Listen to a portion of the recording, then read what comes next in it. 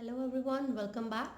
So friends, today we will talk about chapter number 6 of class 12, that means molecular basis of inheritance. So जो chapter number 6 है class 12 का molecular basis of inheritance, इसके important questions आज हम discuss करेंगे. And the question number 1 is, which one of the following is not applicable to RNA? RNA यानी कि ribonucleic acid.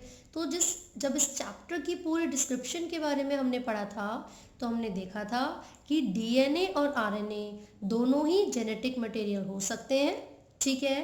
और मैंने आपको कुछ डिफरेंसेस भी बताए थे. तो क्वेश्चन में यही पूछा गया है कि इनमें से कौन सा जो ऑप्शन है वो आरएनए के लिए एप्लीकेबल नहीं है, ठीक है. पहला ऑप्शन है हेट्रोसाइक्लिक नाइट्रोजिनस बेस, तो बिल्कुल एप्लीकेबल है क्योंकि डीएनए और आरएनए दोनों की स्ट्रक्चर में क्या प्रेजेंट होता है, न्यूक्लियोटाइड. वो न्यूक्लियोटाइड नाइट्रोजिनस बेस से मिलकर शुगर और फास्फोरस से मिलकर बनी है, तो हेट्रोसाइक्लिक नाइट्रोजिनस बेस तो होगा. दूसरा होता है चार्गॉफ्स रूल. अब ये रूल क्या कहता है, ठीक है, तो स्टार्ट करते हैं. ये रूल क्या कहता है भाई, let me write it here. Chargaff's rule, ठीक है, ओके. तो ये कहता है कि एटी और जीसी का जो कंपोजिशन होता है वो हमेशा इक्वल है, यानी कि किसी भी डीएनए के हेलिक्स में जितने एडेनिन होंगे उतने ही थायमिन होंगे, जितने ग्वानिन होंगे उतने ही साइटोसिन होंगे. जबकि आरएनए के अंदर थायमिन नहीं होता और यूरेसिल प्रेजेंट होगा. तो क्या चार्गॉफ्स रूल में यूरेसिल के बारे में कोई भी बात की गई है? नहीं. तो इसका मतलब ये हुआ कि चार्गॉफ्स रूल आरएनए के ऊपर एप्लीकेबल नहीं होगा, ठीक है. So the correct answer is option B. Next question की तरफ चलते हैं. क्वेश्चन है Balbiani rings are site of. ये जो बाल्बियानी रिंग्स हैं यहाँ पर किस चीज़ की फॉर्मेशन होती है, किस चीज़ की साइट है? तो आपको याद रखना है बाल्बियानी रिंग्स आरएनए और प्रोटीन सिंथेसिस के लिए रिस्पॉन्सिबल होती हैं. किसके लिए? RNA and protein synthesis. That means option B is correct, ठीक है. ये कुछ स्पेशलाइज्ड रिंग होती हैं जो कि आरएनए और प्रोटीन की फॉर्मेशन करेंगी. नेक्स्ट क्वेश्चन देखते हैं. लिखा हुआ है identify the correct order of organisation of genetic material from largest to smallest. पहले सबसे largest unit और फिर सबसे smallest unit आपको लिखनी है. मैंने बताया था कि डीएनए या आरएनए किससे मिलकर बने हैं? न्यूक्लियोटाइड से, ठीक है. फिर वो न्यूक्लियोटाइड्स इकट्ठी होती हैं और जीन्स बनाएंगी and these genes are present on the chromosome. और किसी भी सेल में जो टोटल क्रोमोसोम्स यानी कि टोटल जेनेटिक मटेरियल होता है उसको जीनोम कहते हैं, यानी कि option 1 is correct. Larger genome होगा यानी कि लार्जेस्ट जीनोम है and the smallest unit is nucleotide, ठीक है. आगे बढ़ते हैं. नेक्स्ट क्वेश्चन क्या कहता है? फोर्थ क्वेश्चन है satellite DNA is important because. क्यों इम्पॉर्टेंट होता है satellite DNA? Because it does not code for proteins and is same in all members of population. Codes for enzymes needed for DNA replication. Codes for proteins needed in cell cycle. Shows a high degree of polymorphism. ठीक है, in an individual which is heritable from parents to children. So this is absolutely right. Option D is correct. क्योंकि जो satellite DNA होते हैं सभी individuals में variations को, polymorphism का मतलब क्या होता है? वेरिएशन एट जेनेटिक लेवल, ठीक है. तो जो सैटेलाइट डीएनए है वो इंडिविजुअल्स में वेरिएशंस को रिप्रेजेंट करेंगे. ओके, नेक्स्ट क्वेश्चन क्या है? Gene regulation governing lactose operon of E coli that involves the LAC-I gene product is. अब क्वेश्चन क्या दिया हुआ है? जब आपने लैक्टोज ऑपरॉन पढ़ा था यानी कि लैक ऑपरॉन, ठीक है, तो उसमें जो LAC-I जीन है वो क्या प्रोडक्ट बनाएगा? तो पहला ऑप्शन है negative and repressible because repressor protein prevents transcription. भाई क्या काम है यहाँ पर LAC-I जीन का? नेगेटिव प्रोडक्ट बनेगा. क्या वो रिप्रेसिबल होगा? क्योंकि वो जो रिप्रेसर है वो प्रिवेंट कर देता है ट्रांसक्रिप्शन को. नेक्स्ट ऑप्शन देखते हैं feedback inhibition because excess of beta galactosidase can switch off transcription. क्या बीटा गैलेक्टोसिडेज की फॉर्मेशन लैक आई जीन के कंट्रोल में है? नो. पॉजिटिव होगा inducible because it can be induce by lactose. क्या जीन आई को इंड्यूस करने के लिए लैक्टोज की जरूरत होती है? No. Negative and inducible because repressor protein prevents transcription. First और फोर्थ दोनों ऑप्शन देखिए, नेगेटिव एंड रिप्रेसिबल, ठीक है, और इसमें लिखा हुआ है नेगेटिव एंड इंड्यूसिबल. आपको याद रखना है कि ये जो लैक ऑपरॉन है, जब जीन रेगुलेशन चलती है लैक ऑपरॉन में, है ना, ई कोलाई बैक्टीरिया की हम बात कर रहे हैं, तो उसमें जो लैक आई जीन है वो इंड्यूसिबल होता है. ये बहुत इंपॉर्टेंट डिफरेंस देख रहे हो आप. हालांकि वो नेगेटिव है क्योंकि वो रिप्रेसर प्रोटीन को फॉर्म करेगा, लेकिन वो इंड्यूसिबल होता है. क्लियर है? प्रोसेस को इंड्यूस करने का काम करेगा. आगे बढ़ते हैं. क्या है अगला question? The movement of a gene from one linkage group to another. Question में आपसे पूछा है कि एक लिंकेज ग्रुप से दूसरे लिंकेज ग्रुप तक, एक क्रोमोसोम की नहीं, लिंकेज ग्रुप की बात हो रही है. तो जब भी आपसे क्वेश्चन इस तरीके से पूछा जाएगा कि एक लिंकेज ग्रुप से दूसरे लिंकेज ग्रुप में जीन्स की मूवमेंट हो रही है, so this is called translocation. इसको क्या बोलेंगे? ट्रांसलोकेशन. ठीक है. अगला क्वेश्चन क्या है? In sea urchin DNA which is double stranded.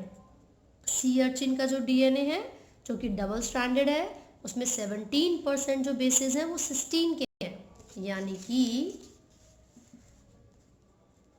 C is equal to 17%. ठीक है.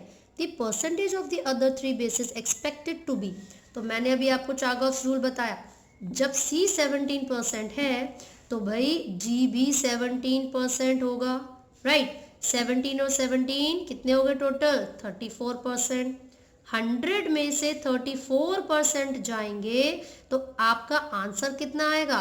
आप खुद सोचो.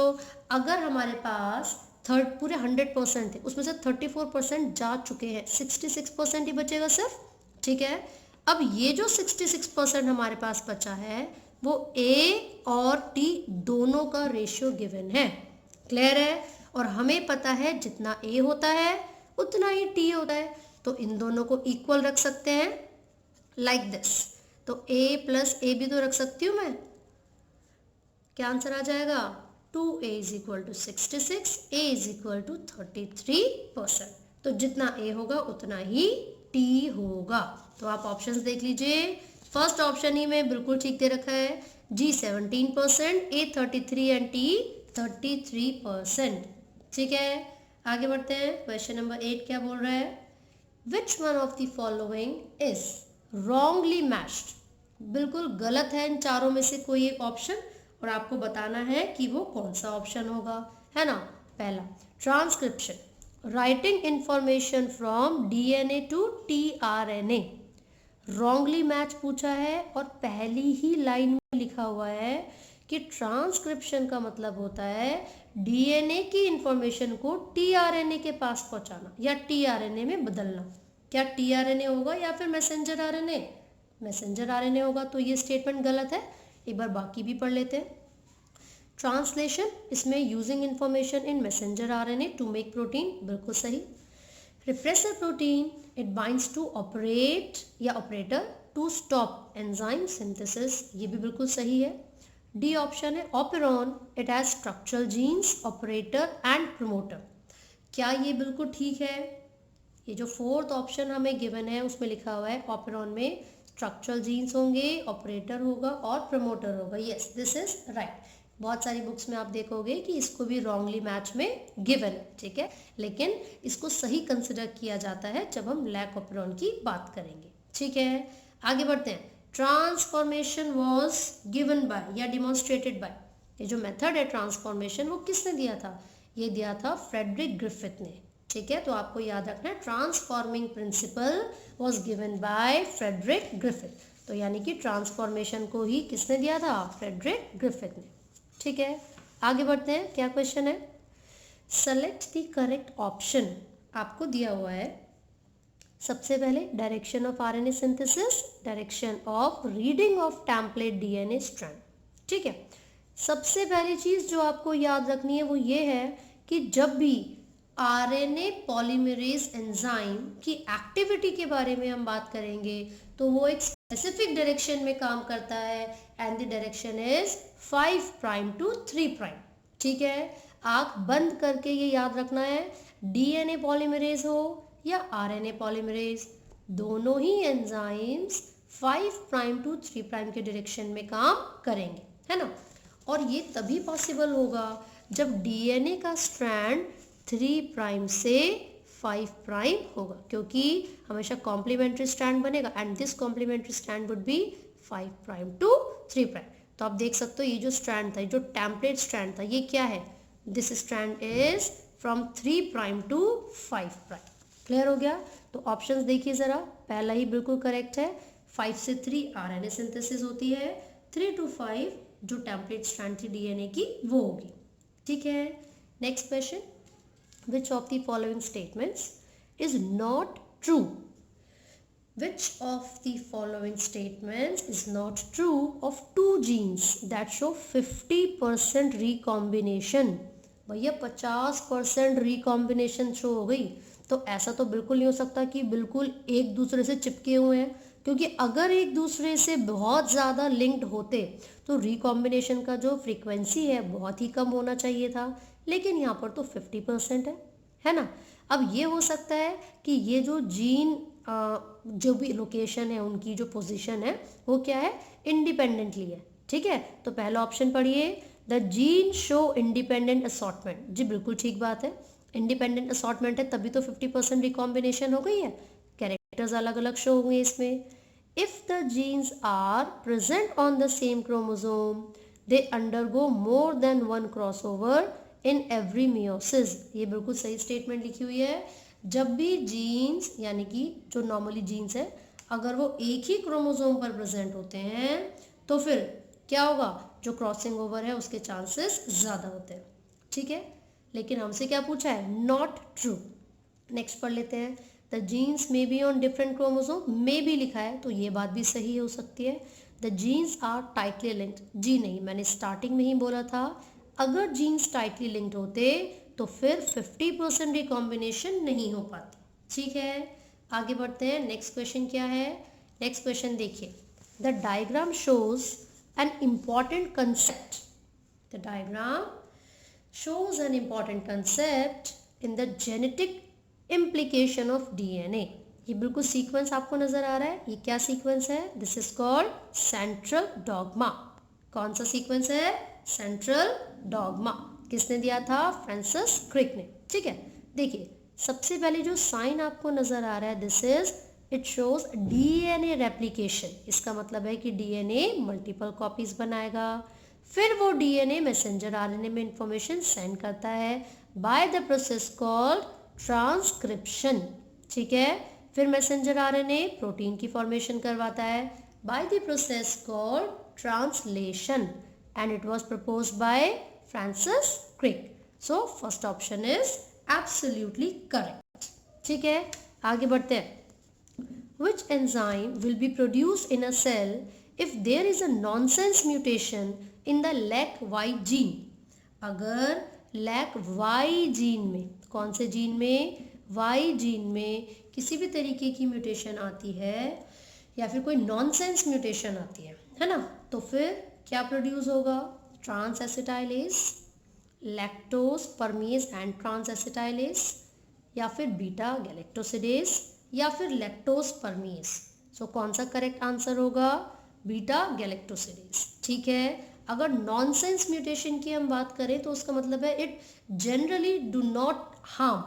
ठीक है, it doesn't harm the body, या फिर जो सेल्स है उनके जो प्रोडक्शन हो रही है नॉर्मली उसके अंदर किसी एंजाइम की, तो ये उसको हार्म नहीं करे। ठीक है, so option C is correct. आगे देखिए, सेम क्वेश्चन है, ये फिगर बहुत इंपॉर्टेंट है, कौन सा कंसेप्ट शो कर रही है, सेंट्रल डॉग्मा, ये हमने ऑलरेडी पढ़ लिया था। Now we will talk about the another question. लिखा हुआ है satellite RNA are present in some, जो सैटेलाइट आरएनए है वो किसके अंदर प्रेजेंट होंगे, क्या वायरॉइड्स के अंदर होंगे, प्रायंस के अंदर होंगे, बैक्टीरियोफेजेस या फिर प्लांट वायरस। देखिए ये बैक्टीरियोफेजेस भी क्या है, बैक्टीरिया को नुकसान पहुंचाने वाले यानी कि फीड, बैक्टीरिया के ऊपर फीड करने वाले वायरस।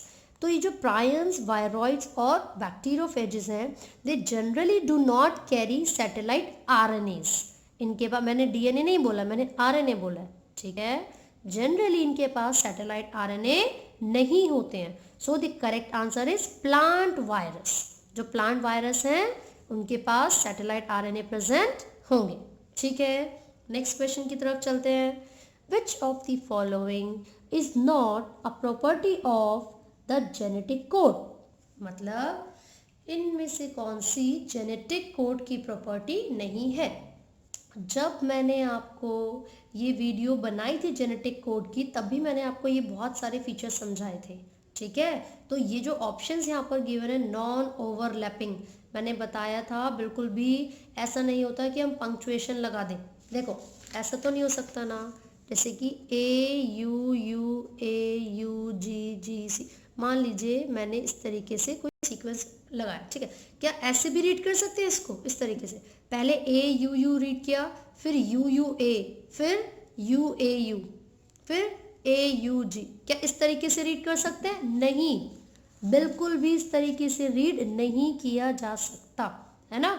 तो उसका मतलब है वो एक दूसरे को ओवरलैप नहीं करेंगे, इसका मतलब है genetic codes are non overlapping, बिल्कुल सही बात है, ठीक है। फिर यहाँ पर एम्बिगुअस गिवन है और यहाँ पर डीजेनरेसी एंड यूनिवर्सल, ठीक है। तो क्या जेनेटिक कोड एम्बिगुअस होते हैं? नहीं, अनएम्बिगुअस होते हैं। अनएम्बिगुअस का मतलब होता है कि विदाउट एनी डाउट एक सिंगल जो भी कोडोन होगा वो सिर्फ एक ही अमीनो एसिड की फॉर्मेशन करेगा। For example AUG codes for methionine, clear है। चलिए, तो ऑप्शन बी करेक्ट है यहाँ पर क्वेश्चन नंबर 16 के लिए। आगे बढ़ते हैं, क्वेश्चन नंबर 17 देखेंगे। लिखा हुआ है jeans of interest can be selected from a genomic library. Jeans of interest can be selected from a genomic library by using. देखिए हमें जीन ऑफ इंटरेस्ट को सेलेक्ट करना है ना, उसकी मल्टीपल कॉपीज तो नहीं बनानी, तो हम क्लोनिंग वेक्टर का यूज नहीं करेंगे, ठीक है। दूसरा है DNA प्रॉब्स, so this is the correct answer, क्योंकि डीएनए प्रॉब्स क्या होते हैं, किसी भी डिजायरेबल जीन को सेलेक्ट करने में या हाइब्रिड बनाने में यूज किए जाते हैं, ठीक है। सो ऑप्शन बी यानी कि DNA probe is correct answer. Next question क्या है, देखिए इन एन इंड्यूसिबल ऑपरॉन, इंड्यूसिबल क्या होता है भाई, पॉजिटिव, जिस मतलब चाहे वो नेगेटिव ही क्यों ना हो, लेकिन जिसके अंदर कोई एक स्पेसिफिक फंक्शन कंट्रोल किया जा रहा है, ठीक है। In an inducible operon the genes are, अगर कोई इंड्यूसिबल ऑपरॉन होगा तो उसमें जीन्स क्या होते हैं, usually not expressed unless a signal turns them on. Exactly this is the right definition of inducible operon. Inducible का मतलब क्या होगा कि कोई ना कोई सब्सटेंस आके शुरू करवाएगा प्रोसेस को, सिग्नल देगा, ठीक है।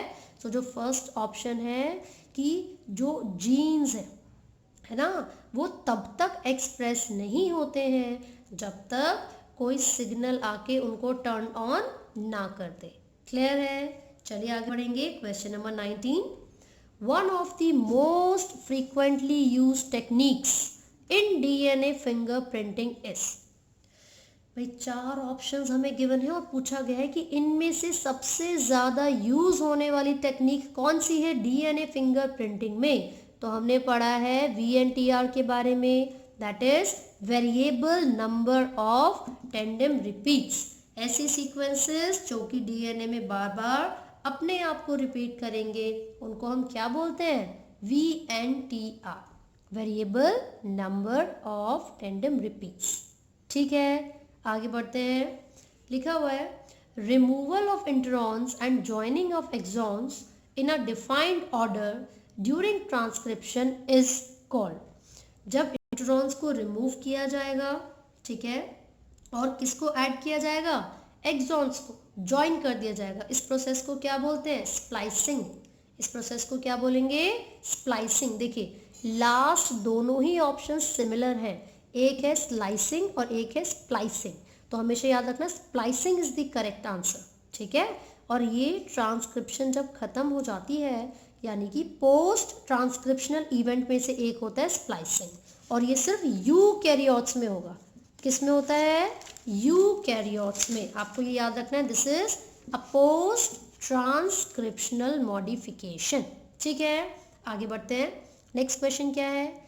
If one strand of DNA has the nitrogenous base sequence as ATCTG, क्या सीक्वेंस है? ATCTG, ठीक है। तो जरा हमसे क्वेश्चन क्या पूछा है?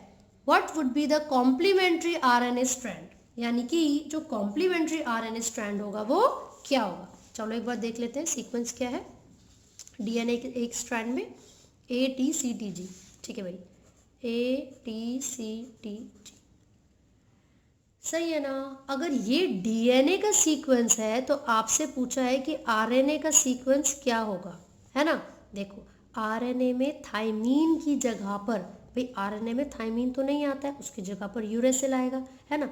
लेकिन जब भी हम कॉम्प्लीमेंट्री की बात करते हैं तो आप देखोगे ए की जगह पर यू।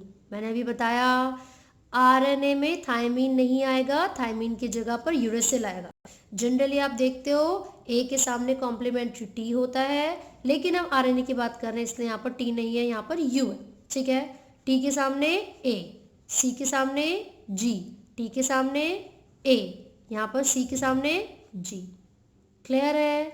तो ये जो सीक्वेंस हमें यहाँ पर क्वेश्चन में गिवन था, जो क्वेश्चन में हमें सीक्वेंस गिवन था, उस सीक्वेंस के हिसाब से हमें ये देखना था कि कौन सा हमारा ऑप्शन करेक्ट होगा, ठीक है। सॉरी ये जी है बेटा ऊपर, तो यहाँ पर सी हो जाएगा, दिस इज सी, है ना।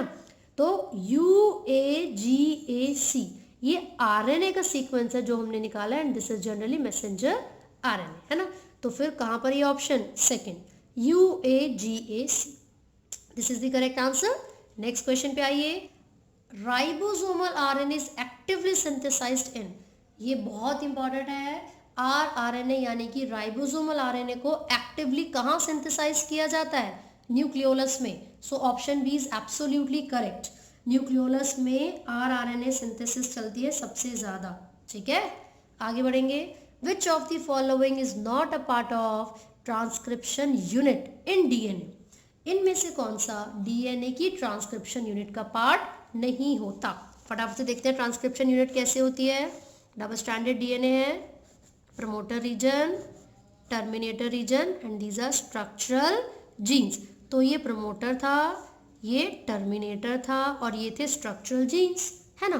तो पूछा है इनमें से कौन सा ट्रांसक्रिप्शन यूनिट का पार्ट नहीं है। So first option is correct, यानी कि जो इंड्यूसर है वो ट्रांसक्रिप्शनल यूनिट का पार्ट नहीं होगा, ठीक है। चलिए नेक्स्ट क्वेश्चन क्या है?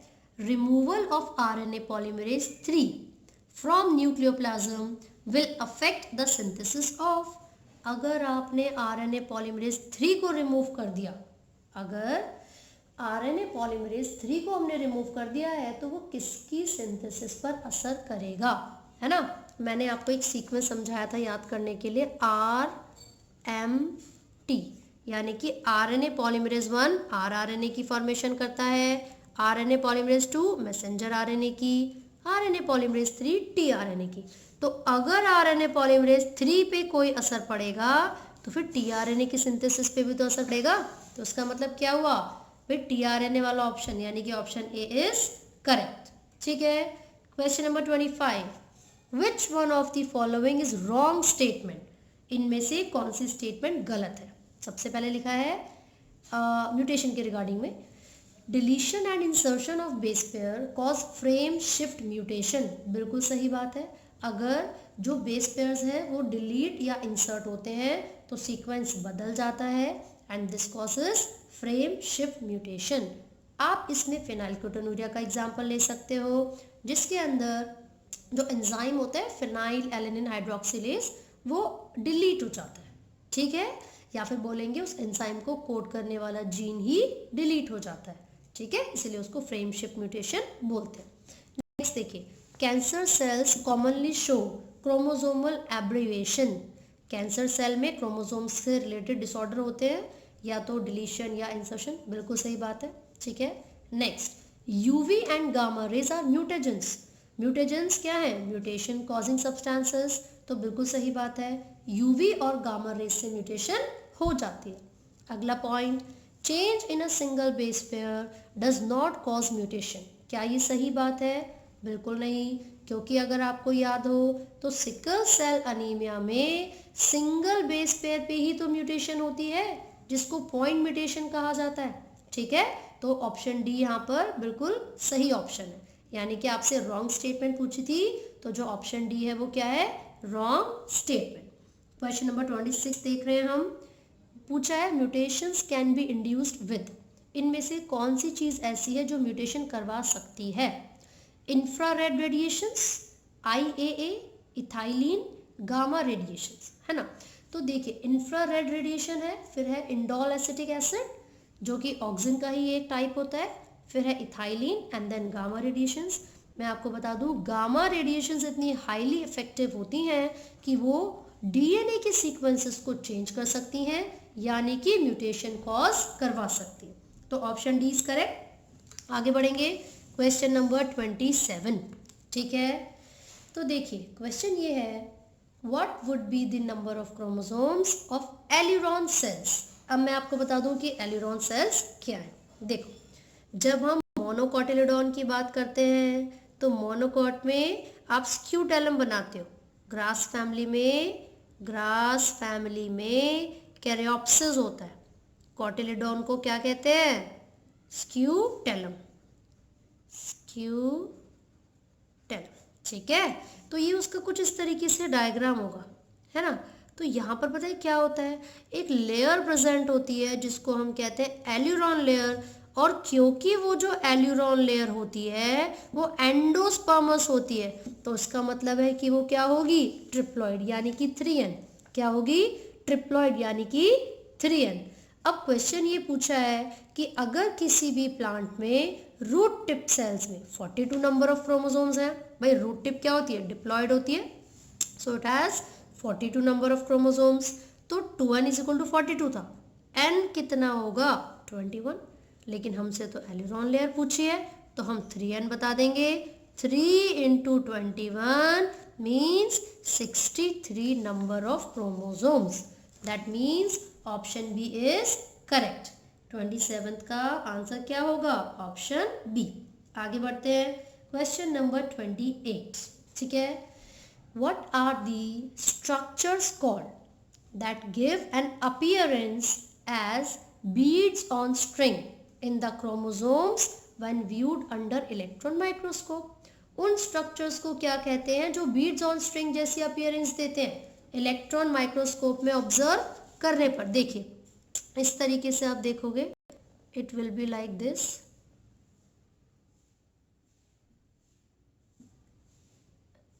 ऐसे स्ट्रक्चर्स बने होंगे, है ना। पता है क्या है? These thread like structures are the chromatin. These are the chromatin और क्रोमेटिड्स। ठीक है, ये थ्रेड लाइक स्ट्रक्चर्स होते हैं, स्टेन्ड स्ट्रक्चर्स होते हैं। And these spherical structures are the histones. Basically histones के चारों तरफ जब ये डीएनए रैप हो चुका है तो हम इसको हिस्टोन नहीं लिखते, क्या लिखेंगे? न्यूक्लियोसोम। क्या लिखते हैं? Nucleosome. And these are the nucleosomes which give the appearance of beads on string। तो आपसे क्वेश्चन ये पूछा था कि वो कौन से स्ट्रक्चर्स हैं जो बीड्स ऑन स्ट्रिंग वाली अपीयरेंस देंगे, तो आपका आंसर क्या होगा? न्यूक्लियोसोम्स। क्लियर है भाई? आगे बढ़ते हैं, क्या है अगला क्वेश्चन? Question number 29। The unequivocal proof of DNA as the genetic material came from the studies of. यानी कि जो डीएनए है वो as a genetic material use किया जाता है या फिर जेनेटिक मटेरियल होता है। ठीक है, उसकी जो पूरी इंफॉर्मेशन है या प्रूफ है वो किसकी स्टडी से आए? बैक्टीरिया से, फंगस से, वायरॉइड से, या फिर बैक्टीरियल वायरस। सबसे पहली चीज़ मैं आपको बता दूं कि बैक्टीरियल वायरस से हमारा मतलब है बैक्टीरियोफेजिस। बैक्टीरियोफेजिस। और ये प्रूफ किसने दिया था कि डीएनए ही जेनेटिक मटेरियल होगा? हर्शी एंड चेज ने अपने एक्सपेरिमेंट के लिए बैक्टीरियोफेजिस का ही यूज़ किया था। ठीक है, शायद आपको याद होगा जिसपे फास्फोरस और सल्फर को हमने रेडियो एक्टिव किया था। ठीक है, तो ऑप्शन डी इज करेक्ट, यानी कि बैक्टीरियल वायरस। आगे बढ़ेंगे, क्वेश्चन नंबर 30 है, which one of the following does not follow central dogma of molecular biology. अभी हमने सेंट्रल डॉगमा पढ़ा था जो कि फ्रांसिस क्रिक ने दिया था, जिसमें डीएनए की रेप्लिकेशन होती है, फिर डीएनए मैसेंजर आरएनए में बदलेगा बाय ट्रांसक्रिप्शन, फिर मैसेंजर आरएनए प्रोटीन में बदलेगा बाय ट्रांसलेशन, है ना। तो पूछा गया है कि इनमें से किस ऑर्गेनिज्म पर सेंट्रल डॉगमा काम नहीं करेगा। ठीक है, पी म्यूकर, क्लेमाइडोमोनास या एचआईवी। तो ऑलरेडी टिक भी लगा हुआ है इसमें, तो HIV is the correct answer. अब रीजन क्या है, देखिए सेंट्रल डॉगमा का सीक्वेंस अगर आपको याद हो, so it was like this. हमारे पास डीएनए प्रेजेंट था, रेप्लिकेशन हो रही है, वो मैसेंजर आरएनए में बदलता है, फिर प्रोटीन। ये जो पूरा सीक्वेंस था, this is called central dogma. लेकिन मेरे भाई एचआईवी के पास जेनेटिक मटेरियल क्या होता है, आरएनए प्रेजेंट होता है, तो यहाँ पर उसको रिवर्स करना पड़ेगा ट्रांसक्रिप्शन। ठीक है, इसीलिए जो एचआईवी है उसके ऊपर सेंट्रल डॉगमा एप्लीकेबल नहीं है, सेंट्रल डॉगमा एप्लीकेबल नहीं है। ठीक है, आगे बढ़ते हैं। क्वेश्चन क्या है, which of the following palindromic base sequence in DNA can be easily cut in the middle by a particular restriction enzyme। आपको 4 ऑप्शंस दिए और पूछा है इनमें से कौन सा एक एंडोन्यूक्लियस से आसानी से कट हो सकता है। तो यदि आपको सीक्वेंस बहुत अच्छे से याद है तो एक एंजाइम है Eco R1, E coli, R मतलब रफ, 1 क्या है सीक्वेंस, जो ऑर्डर ऑफ डिस्कवरी होता है ना। तो यहाँ पर ऑप्शन सी में आप देखोगे GAATTC, इसी का बिल्कुल कॉम्प्लीमेंट्री पैलिंड्रोमिक है GAATTC। तो यहाँ पर G और A के बीच में कट लगाता है ईको R1। लेकिन फिर बाकी क्यों सीक्वेंस नहीं हो सकते, देखिए पैलिंड्रोमिक सीक्वेंस वो होते हैं जिसको जब हम रीड करेंगे, अगर ओरिएंटेशन सेम है तो रीड करने पर भी वो सीक्वेंस सेम ही आते हैं। फॉर एग्जाम्पल आपने 5 प्राइम टू 3 प्राइम इसको पढ़ा, GAATTC। ठीक है, अब यहाँ से 5 प्राइम टू 3 प्राइम पढ़ो, GAATTC, बिल्कुल सेम था। इसको पढ़ना CGTTCG, लेकिन ये क्या है AT, बिल्कुल उल्टा सीक्वेंस है, सेम तो नहीं है। यहाँ पर भी पढ़ेंगे आप GATATG, लेकिन यहाँ पर बिल्कुल उल्टा है। Similarly this also. तो इसका मतलब है हमारे पास ऑप्शन जो 3 है C वो करेक्ट है, क्योंकि ये बिल्कुल ठीक पैलिंड्रोमिक सीक्वेंस। ठीक है, आगे बढ़ेंगे। The one aspect which is not the silent feature, basically it was salient feature, है ना, एक ही बात है। इनमें से कौन सा जेनेटिक कोड का सेलियंट फीचर नहीं है, इनमें से कौन सा जेनेटिक कोड का सेलियंट फीचर नहीं है ना। पहला लिखा हुआ है डीजेनरेट, बिल्कुल सही है। फिर है एम्बिगुअस, बेटा फिर से सेम क्वेश्चन आ गया है, हमेशा याद रखना अनएम्बिगुअस होते हैं। अनएम्बिगुअस का मतलब है किसी भी तरीके का कोई डाउट ना होना। एक जेनेटिक कोड हमेशा एक ही प्रोटीन के लिए या अमीनो एसिड के लिए कोड करेगा। ठीक है, क्वेश्चन नंबर 33 क्या कहता है, लिखा हुआ है select the 2 correct statements out of the 4। ठीक है, पहली, ग्लूकोज और गैलेक्टोज में बाइंड, ग्लूकोज एंड गैलेक्टोज में bind with the repressor and inactivate it. क्या ग्लूकोज और गैलेक्टोज दोनों बाइंड करेंगे या लैक्टोज और एलोलैक्टोज बाइंड करेंगे? तो भैया लैक्टोज और एलोलैक्टोज करेंगे, इसका मतलब है ये स्टेटमेंट तो गलत हो गई। ठीक है, दूसरी पढ़ते हैं। In the absence of lactose the repressor binds with the operator region. जी बिल्कुल सही बात है, अगर लैक्टोज शुगर नहीं होती है तो जो ये आपका रिप्रेसर है वो फ़ायदा उठाता है, ऑपरेटर से जाके बाइंड कर जाता है और ट्रांसक्रिप्शन को नहीं होने देता। ठीक है, तो ये ऑप्शन क्या हो गया, फिर सेकेंड ऑप्शन बिल्कुल सही है। थर्ड देखते हैं, the Z gene codes for permease. आपने 3 सीक्वेंस पढ़े थे ZYA, क्या ये जो Z जीन है वो परमिएस के लिए कोड करेगा? No, this is the wrong statement. Fourth option है दैट जो लैक ऑपेरॉन का प्रोसेस है it was given by Jacob and Monod. Yes, this is the correct option. तो हमारे पास जो सेकंड ऑप्शन है वो भी करेक्ट है और जो फोर्थ ऑप्शन है वो भी। इसका मतलब है C option is correct, both second and fourth. Clear है? आगे बढ़ेंगे हम, देखते हैं कुछ क्वेश्चंस। क्वेश्चन नंबर 34 देखिए, the 3 to 5 prime phosphodiester linkage inside a polynucleotide chain serve to join, किस चीज को ज्वाइन करेगा? फॉस्फोडाइस्टर लिंकेज किस चीज को ज्वाइन करता है? मैं आपको एक डायग्राम बना के दिखा देती हूँ। मान लीजिए हमारे पास एक पेंटोज शुगर है, ठीक है। यहाँ पर एक फॉस्फोरस होगा जो कि इन दोनों पेंटोज शुगर को एक दूसरे के साथ बाइंड करने का काम कर रहा है ना। तो एक फॉस्फोरस और एक शुगर जब आपस में जुड़ते हैं तो इसको तो हम ईस्टर बॉन्ड कहते हैं, लेकिन क्योंकि ये फॉस्फोरस दोनों शुगर के साथ जुड़ी हुई है तो दो ईस्टर बॉन्ड बन गए। So this is called phosphodiester bond, phosphodiester bond. तो क्या वो एक डीएनए स्ट्रैंड को दूसरे से कनेक्ट कर रही है? नो। एक न्यूक्लियोटाइड को दूसरे न्यूक्लियोसाइड से, जी नहीं। एक न्यूक्लियोटाइड को दूसरे न्यूक्लियोटाइड से, जी बिल्कुल। देखिए न्यूक्लियोटाइड है ये पूरा और ये दूसरा न्यूक्लियोटाइड बन गया, ठीक है। क्योंकि जहां पर भी फॉस्फोरस की एडिशन होगी तो आप याद रखेंगे वो न्यूक्लियोटाइड होता है, न्यूक्लियोटाइड। लेकिन अगर सिर्फ नाइट्रोजीनियस बेस है और शुगर प्रेजेंट है so this is called nucleoside, ठीक है भाई। तो क्वेश्चन नंबर 34 हो गया है। हम क्वेश्चन नंबर 35 के बारे में बात करेंगे।